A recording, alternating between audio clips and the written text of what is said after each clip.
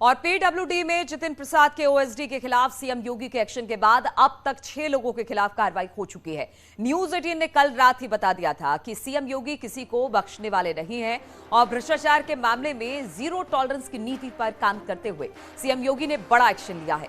PWD में HOD Manoj Gupta को suspend कर दिया गया है। प्रशासनिक अधिकारी पंकज दीक्षित और प्रधान सहायक संजय चौरसिया को भी सस्पेंड कर दिया गया है। ईएनसी राकेश सक्सेना भी निलंबित कर दिए गए हैं। इससे पहले जितिन प्रसाद के ओएसडी को हटाया गया था।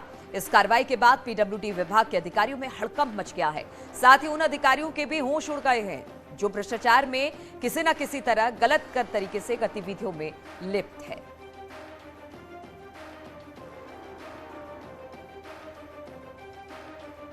तो अब तक 6 अधिकारियों पर पीडब्ल्यूडी के गाज गिरी है। पीडब्ल्यूडी में लगातार तबादला हुआ है। जितिन प्रसाद के ओएसडी पहले ही उन पर कार्रवाई हो चुकी थी और अब एक के बाद कई प्रशासनिक अधिकारी सस्पेंड हुए हैं, जिसमें पंकज दीक्षित का नाम भी सामने आ रहा है। इसके अलावा संजय चौरसिया भी सस्पेंड किए गए हैं। प्रधान सहायक के पद पर पीडब्ल्यूडी में ये कार्यरत थे। इसके अलावा ईएनसी राकेश सक्सेना भी निलंबित कर दिए गए हैं।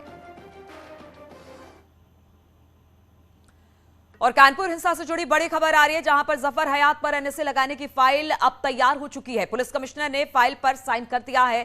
जिला प्रशासन को अब यह फाइल भेज दी गई है। हिंसा का मास्टरमाइंड बताया जा रहा है जफर हयात, जिस पर अब कार्रवाई की तैयारी पूरी कर ली गई है। बड़ी खबर हम आपको बता रहे हैं, एनएसए लगाने की फाइल तैयार हो चुकी है। पुलिस कमिश्नर ने इस पर साइन भी कर दिया है और जिला प्रशासन को अब यह फाइल आगे भेज दी गई है। हिंसा का मास्टरमाइंड बताया जा रहा है जफर हयात, जिस पर लगातार कार्रवाई करती पहले भी दिखाई दी पुलिस, लेकिन अब एनएसए लगाने के लिए जो फाइल तैयार करनी होती है उसे तैयार कर लिया गया है। पुलिस कमिश्नर की तरफ से उस पर हस्ताक्षर कर दिए गए हैं और बहुत जल्द अब जफर हयात पर गैंगस्टर एक्ट लगाया जाएगा। और कानपुर से बड़ी खबर लेते हैं, जहां पर इरफान सोलंकी के भाई भाभी की अग्रिम जमानत याचिका खारिज कर दी गई है। दहेज उत्पीड़न मारपीट की अर्जी दर्ज की गई थी। इस पर एफआईआर थी। जिला जज 18 ने जमानत याचिका खारिज कर दी है। अबरीन फातिमा ने दर्ज कराया था केस। कानपुर के चकेरी थाने में मुकदमा दर्ज किया गया था। एसपी विधायक है इरफान सोलंकी और अब उनकी जमानत अग्रिम जमानत याचिका खारिज कर दी है कोर्ट ने। तो बड़ी खबर हम आपको बता रहे हैं, इरफान सोलंकी के भाई भाभी की अग्रिम जमानत याचिका खारिज हो चुकी है। दहेज उत्पीड़न मारपीट की अर्जी दायर की गई थी और इसी के आधार पर अब कोर्ट ने इस जमानत याचिका को खारिज कर दिया है।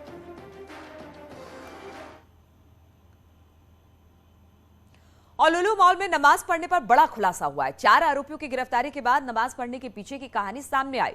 शुरुआती पूछताछ में किसी तरह की साजिश की बात सामने नहीं आई थी, लेकिन अब जब न्यूज 18 ने एक आरोपी से नमाज के बारे में पूछा तो उसने अपनी गलती मानी। एक आरोपी ने माना कि उसने गलती हो गई। आरोपी नुमान ने कहा कि उसने सही दिशा में नमाज पढ़ी थी। बता दें कि 12 जुलाई को मॉल के 2nd फ्लोर पर नमाज पढ़ी गई, जबकि 13 जुलाई को इसका वीडियो सोशल मीडिया पर वायरल हुआ। इसके बाद हिंदूवादी संगठनों ने प्रदर्शन भी किया था। करके आए थे नमाज पढ़ने, ये या गलती हुई थी? नहीं, गलती हो गई थी। आपको सही दिशा में पढ़ रहे थे नमाज आप? जी। आप किसी संगठन से जुड़े हुए आप? क्या आप लोग प्लान करके आए थे नमाज पढ़ने, ये या गलती हुई थी? नहीं, गलती हो गई थी। आपको सही दिशा में पढ़ रहे थे नमाज आप? जी। आप किसी संगठन से जुड़े हुए आप? वहीं जूना अखाड़े के महामंडलेश्वर यति नरसिंहानंद ने लुलु मॉल को लेकर बयान दिया है। उन्होंने मामले में विदेशी फंडिंग होने का भी आरोप लगाया है। ये लुलु मॉल जो है ये वास्तव में जिहादियों का अड्डा है और इसे खत्म होना चाहिए। इस तरह का जो हम विदेशों से पैसा आकर हमारे देश में जो इन्वेस्टमेंट हो रही है ये बहुत जल्दी पूरे देश को विनाश की तरफ धकेलेगी। और आतंकवादियों का एजेंट है, उसके खातों की जांच होनी चाहिए।